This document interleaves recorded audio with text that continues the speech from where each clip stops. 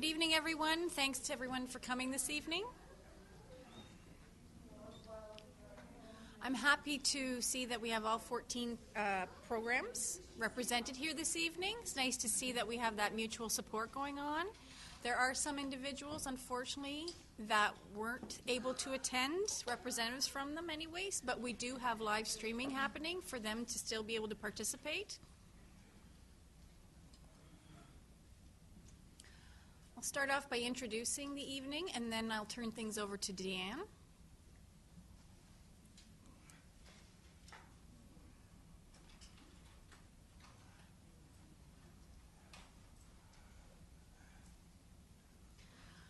I wanted to start off by saying without your input, all of your input, this report would never have been possible. So I'd like to acknowledge and give thanks to every single individual and all of the programs for their willingness to be part of this report. Please keep in mind this is your report. This is what it looks like.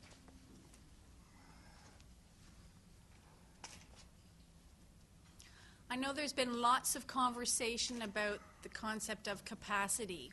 Is it a positive thing or is it a negative thing? What is it that we're talking about when we look at the word capacity? What I want to stress is that this is a snapshot and moment in time where we are currently. We want to take a look at the programs and in-depth, behind-the-scenes look at resources, staffing, classrooms, physical environment. Do we have enough resources? Do we have gaps? How is our technology? Is it outdated? Do we need to make better use of technology? Where are the gaps that lie? What is needed? And how is it going to sustain us going forward?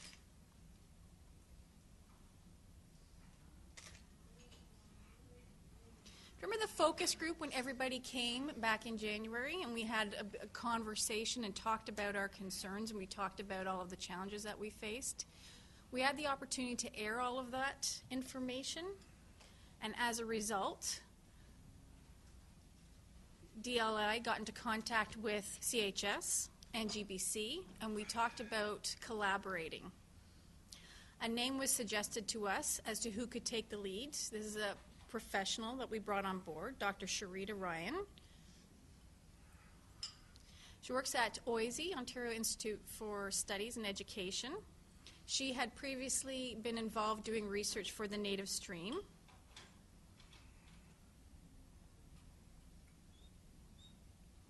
We wanted to bring in an external person that could bring an external perspective, a neutral perspective, unbiased, to do the research in an unbiased way to get to the root of the information. So we had CHS, GBC, and myself in terms of representing DLI, acting as consultants, along with Alpha Plus, right? Looking at where we came from, where we are currently, and where we want to go in the future.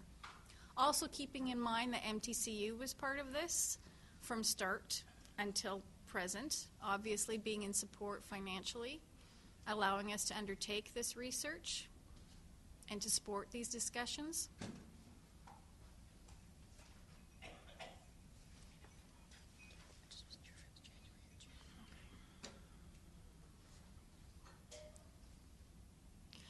Dr. Ryan, when she first started this research, felt that she didn't want to go forward on this alone, so she recommended bringing on an assistant. With that assistant's help, developed a survey, and that started this past May. I'm not sure if you recall that or not. We had opportunities for people to meet with her at Mayfest or at the Briars Resort. Based on the responses to the survey, she was able to go through the information, bring back and segregate and put it into various categories, bring that back to the advisory committee, talking about what it is that we need as a program, right?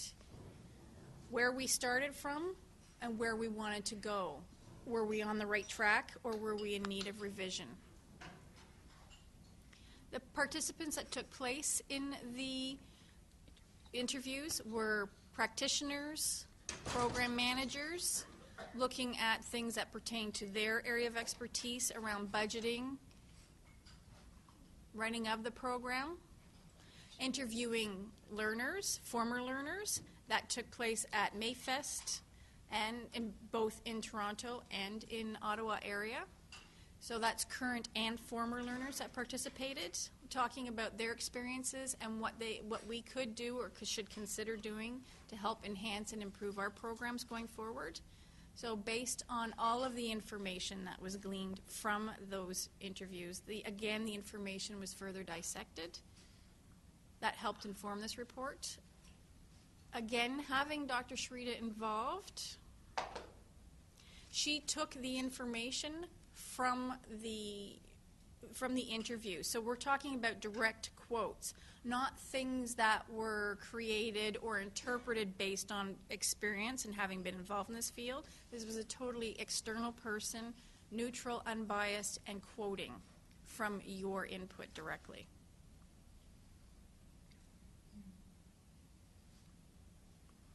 Looking at technology and what the needs are of our programs and our learners,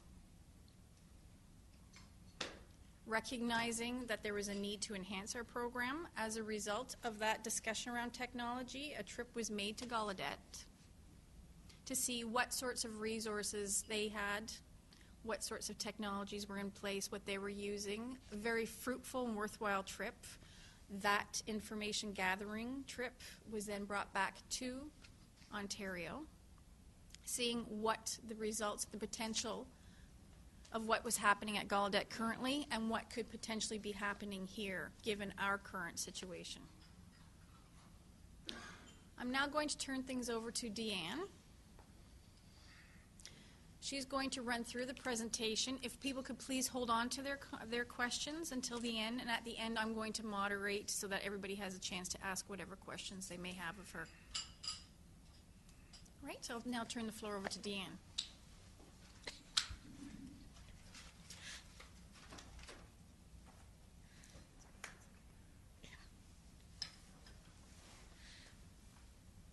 Hey, hello everyone, and welcome.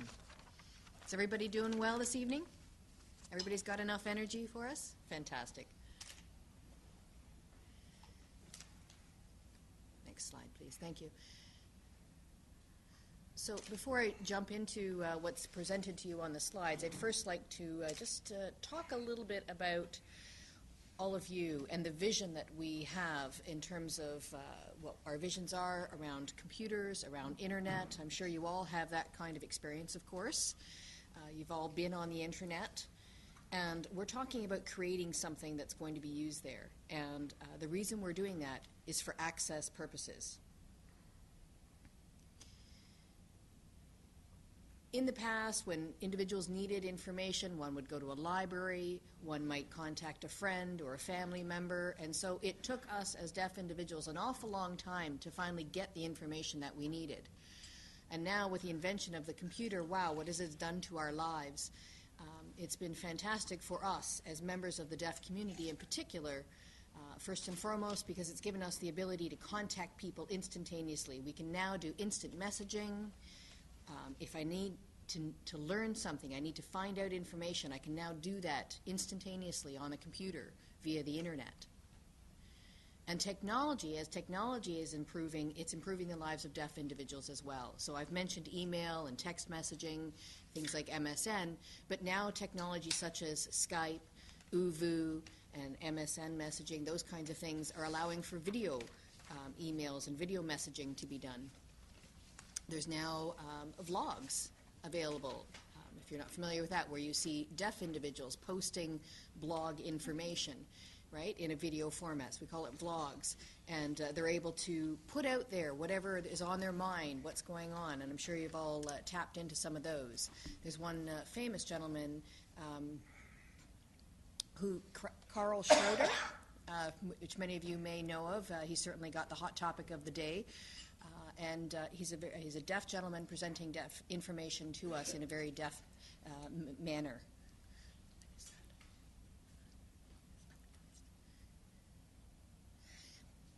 With a variety of websites available at the current time. And so now we're able to see how deaf individuals are improving and utilizing that technology. So if you take a look at the Canadian Hearing Society's website, for example, most information was available in English text, but now if you log on to their site, you can see a lot of the same information is also now available in American Sign Language. I'm sure, have all of you at least tapped into that and taken advantage of that? The other really interesting website that I'm going to talk about is the Deaf Culture Center. I'm sure you've all been to their website as well. I mean, isn't that one in itself amazing? You've got all these individuals that appear at the bottom of the screen. You want to know information about, you know, the store that they have on site. You want to know what their operating hours are. You want to know where they're located. You click on the individual who's showing at the bottom of the screen, and they pop up and tell you the information that's necessary and tell it to you in American Sign Language. What a great website that is. And they've now added their newest component, which is the ASL alphabet. What's it? Yes, alphabet. AS alphabet, it's called. And so they're obviously doing a lot of promoting at the current time, trying to get individuals to vote in favor. They're trying to raise money for a dictionary for deaf children. And the goal is to get enough votes, which would give them the grant money that's being offered. So for all of you here this evening, certainly if you haven't already voted, well, you know what, even if you have already voted, go home this evening again, get on the computer and vote again. So that's an initiative we'd really like to see happen. Deaf children now are an important resource to us. They are the future. They are our future. And so I talked about access. I mean, this is what that software is going to do. It's going to become access for deaf children. The internet, again, has lots of features on it.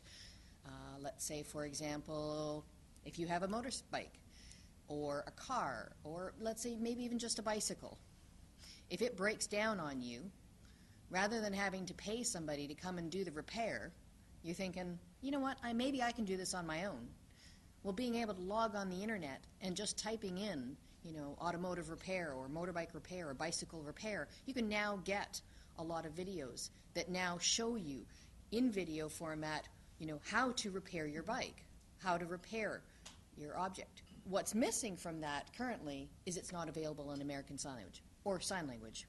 It's good for people who are not deaf. So us as deaf individuals trying to tap into that, we're only looking at what visuals are available to us. So we're able to see them take something out or put something in. We can tell by their body language perhaps what they're saying, but we can't actually understand fully what is being conveyed to us.